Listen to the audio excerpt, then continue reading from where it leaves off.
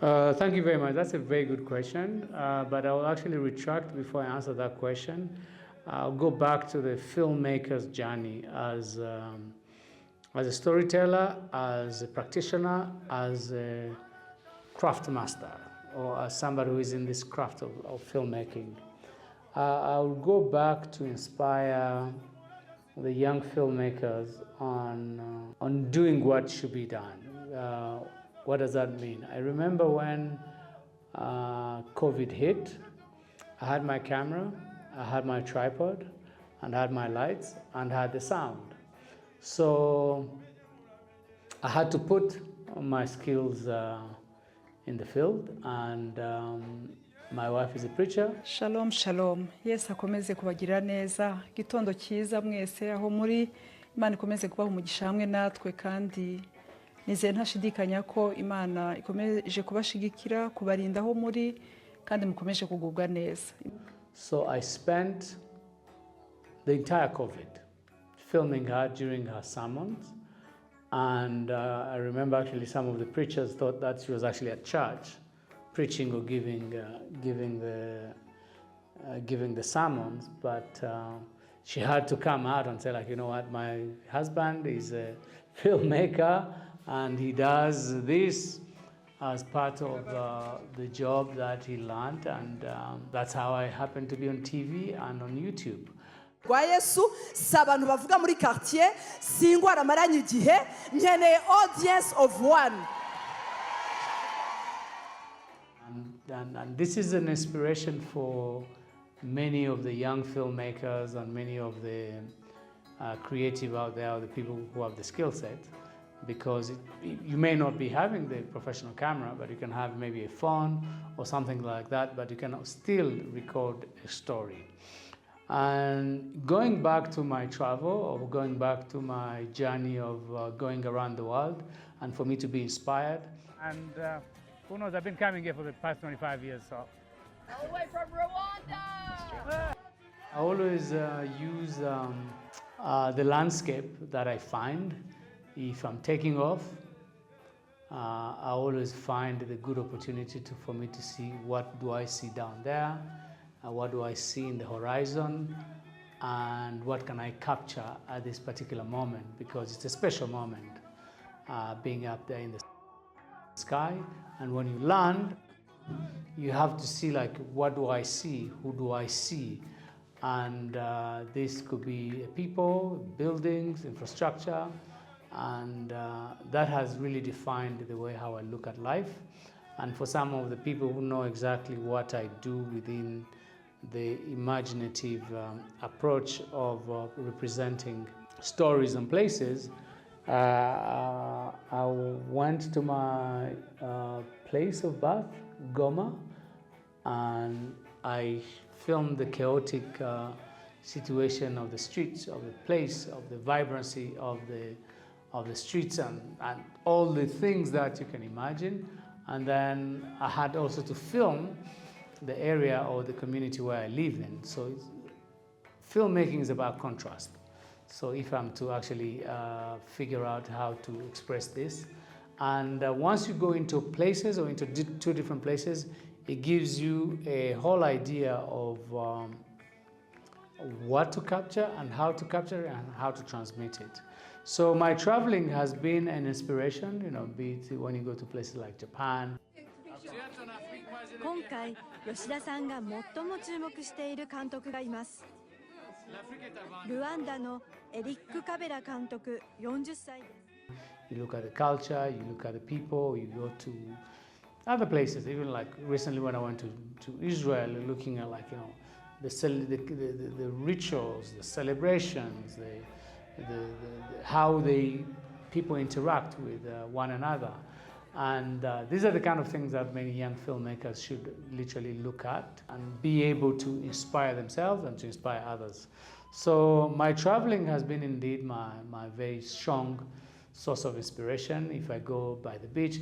But it's very important to say that it's always imperative not just to film for the sake of filming. You have to film when you actually have the raison d'etre to film, meaning the lighting has to be beautiful. the landscape has to be beautiful, or the people have to be beautiful, or it has to trigger your imagination, it has to trigger your instinct as a creator. So in a sense, it's not just about taking a camera and filming. So like for instance, if I give you an example, like in Kigali, so there's a lot of motorbikes. But at one instance, I'll come across like hundreds of motorbikes.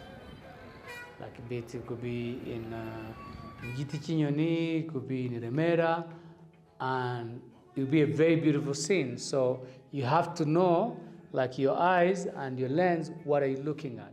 Is it beautiful enough? Is it captivating enough? Can you actually use it in a movie? And can you define it? Can you defend it? Can you explain it to anybody? And for me, that's the source of inspiration to all the young filmmakers and all the other young creators. Even just like, simple stuff like making Bugatti, which is very fun. And I have actually a scene in The Woman in Me where I visited Rubavu, where my sister lives, Mureka, and I took a very small shot. It wasn't me actually who took it, but it was within the framework and the philosophy of the movie. It was Gakombe who took it.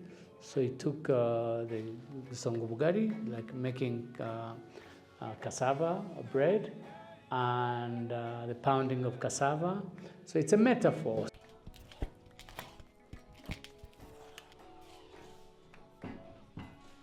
So it's always important when you're doing something to use a metaphor, so without you explaining what people are watching, because in movie making we say, show, don't tell. And it doesn't mean that you just have to use your travel or you use the privilege of your traveling to impress others. I think it has to be something that triggers your imagination, and your imagination has to be the tool to help others, be able to imagine as well. The other part that I will share with you is filming water or filming the wave. These are things that seem simple and very casual to do, but they carry a lot of symbolism. I remember I was in Kampala and I videographed just this small bird, just some pelican birds on the water, just like, playing with the wave. And for me, that was a very big metaphor. We are at Lake Victoria, the place where Livingstone and Stanley did travel thousands and thousands of miles away, and here I am by myself. And next to it, you had guys who were just carrying rocks to go and build a wall somewhere. And that, if you look at it, and if it says something to you, it can actually create a very powerful message within the filmmaking or the framework of movie making. Or lighting. Lighting is very, very key. It could be a blue light, it could be a warm light, it could be the sun that is rising, and it could be the sun that is setting. It could be that golden light. So for me, whenever I put my camera out, it's always about that. It's always about the face, the things I'm capturing, and the dynamics around it. Or it could be like, a special moment that you need to capture at an event. And I've done this with my phone, and I will use it and go like, this is a very good expression. I would be in a wedding, for instance, or it could be in a performance, but you have to be in a position of capturing it right, and that's what makes you different from any other person with an iPhone or a Samsung or one of those fancy phones to capture. I mean, if you see like a Bihame or the Inore that I take.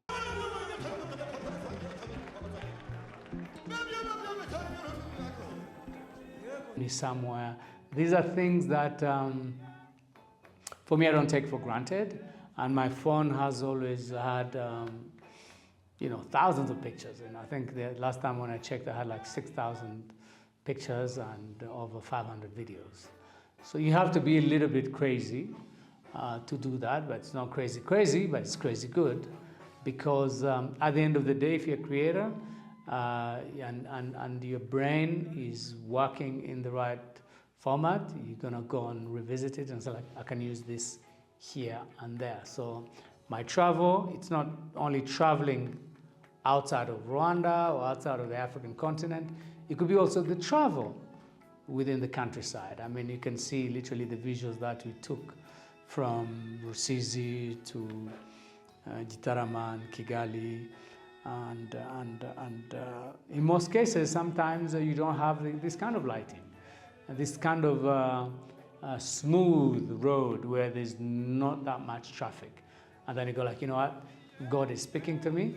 I can capture something that I can share with people. So small things like that. But again, that's why people need to go into a school of cinema or visual storytelling, because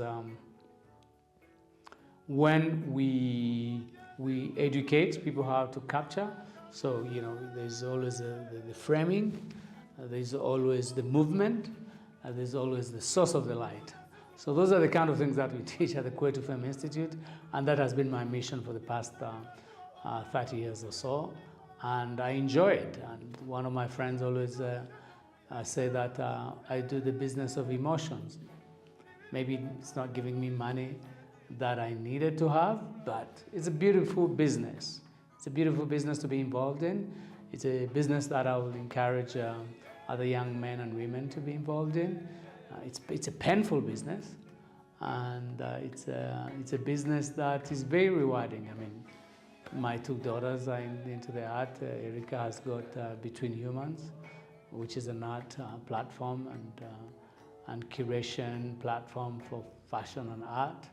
Emika has got her producing and film and events and music and everything to do with entertainment. And Caleb is a musician, but he's a businessman, so maybe he's the one who's going to save us all. At the end of the day, my inspiration really is to say, do what you love. But in most cases, it's especially when it comes to film business, it's very painful, because long hours, people don't sometimes appreciate it.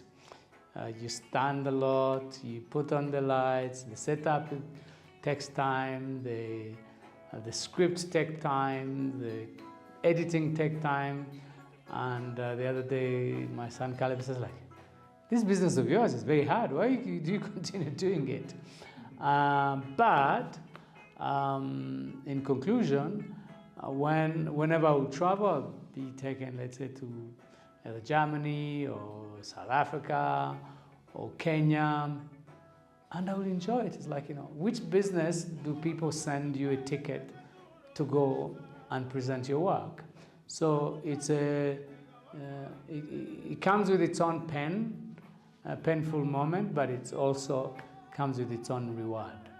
We're not like, you know, the people who have a lot of money out there, but the money we have or the value we carry is what makes filmmaking and visual storytelling much more beautiful, because it stays for a long time, so it stays forever.